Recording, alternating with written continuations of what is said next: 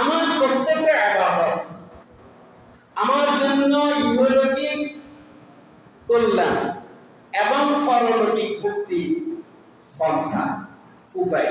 আপনি যদি আল্লাহ তাআলার গোলামি করেন, আল্লাহ তাআলার রহমতের চাদর আপনাকে বেষ্টন করে রাখবে। প্রতিটি ইবাদতের জন্য, প্রতিটি কালিমার জন্য, প্রতিটি তাসবিহের জন্য, প্রতিটি আয়াতের জন্য আল্লাহ তাআলা একজন ফেরেশতাকে নিয়োজিত করে রেখেছেন। আপনি যে নামে আল্লাহকে ডাকবেন, আপনি যে আয়াত দিয়েই আল্লাহ তাআলার গুণকীর্তন করবেন, প্রশংসা করবেন, স্মরণ করবেন, আল্লাহ তাআলা সেই আয়াতের এগেইনস্টে যে ফেরেশতাকে নিয়োজিত করে রেখেছেন, সেই ফেরেশতা আপনার জন্য গার্ড হয়ে যাবে, আপনার জন্য দারোয়ান হয়ে যাবে, আপনার জন্য রক্ষা কবচ হয়ে যাবে। কুফাতে একজন বিশ্বস্ত কুলি ছিল। তো ওই কুলির মাধ্যমে লোকজন তাদের মালামাল আনা নেয়া করে, ব্যবসায়ীরা। একদিন ওই বিশ্বস্ত কুলিটা মালামাল নিয়ে যখন আসতেছিল, তখন একজন ডাকাত তাকে বলল, ভাই তুমি কুফাতে যাওয়ার জন্য এই পথে নাকি যদি আরেকটা পথে যেতে পারো, আরো সহজে যেতে পারবে। আমার কাছে একটা সহজ পথ জানা আছে, আমি তোমাকে সেটা দেখিয়ে দিই, তাহলে তুমি আরো বেশ কয়েক ঘন্টা আগে পৌঁছে যেতে পারবে।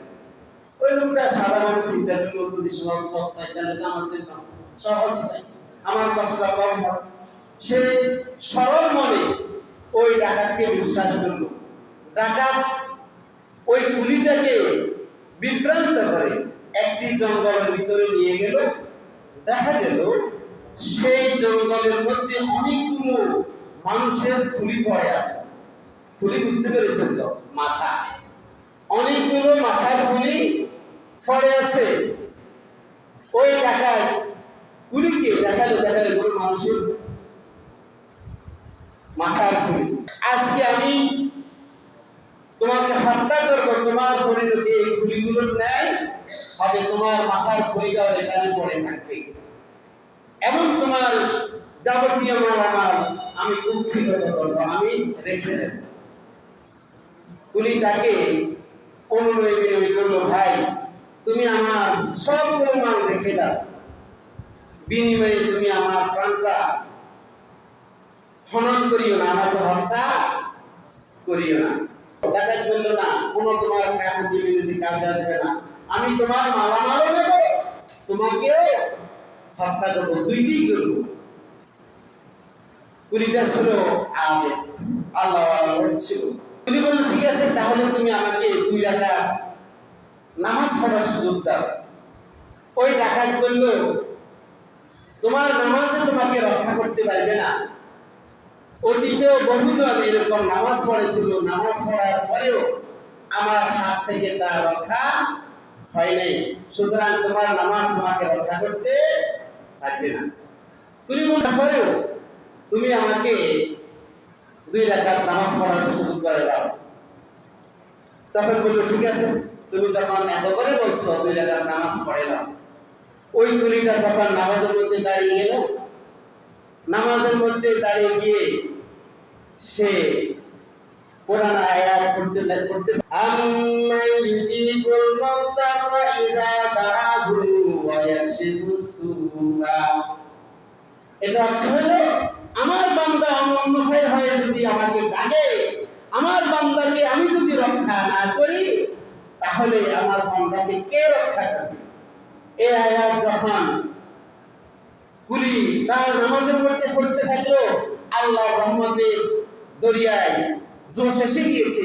আল্লাহ তাআলা তখন এই আয়াতের অনুসরণকারী আমলকারী ব্যক্তিদের জন্য নিয়োজিত যে ফেরেশতা, সেই ফেরেশতাকে পাঠিয়ে দিল। আর কুলি নামাজ শেষ করবার আগে কিমাকার একটি লোক দেখা গেল বর্ষা দিয়ে ওই ডাকাতটাকে হত্যা করে ফেলল এবং ওই ডাকাতের দেহটা আগুনে জলে ফুড়ে ভস্ম হয়ে গিয়েছে।